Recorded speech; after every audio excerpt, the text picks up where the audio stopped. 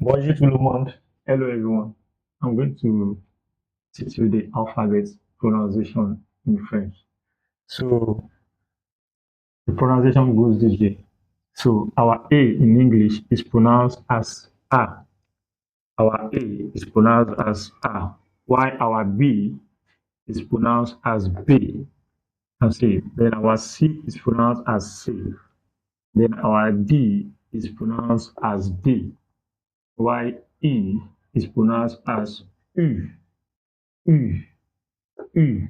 Then our F is pronounced as F, while G is pronounced as G.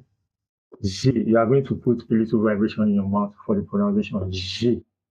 G. Then our H is pronounced as H, while our I is pronounced as E. E.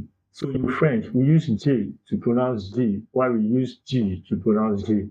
So you can pronounce this as G as well, or G. You can say G or G. So you can use this to pronounce this, and you can use this to pronounce this.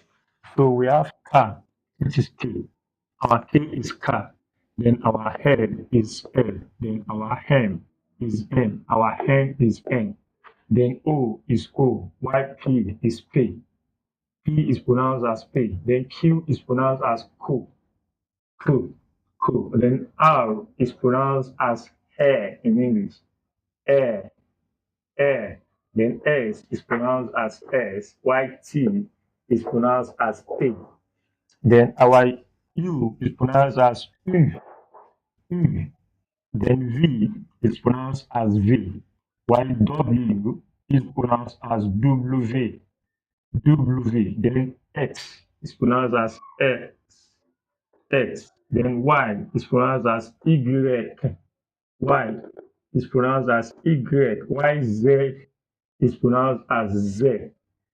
D is silent when it is the last letter in French. We don't pronounce Z, so it's going to be Z.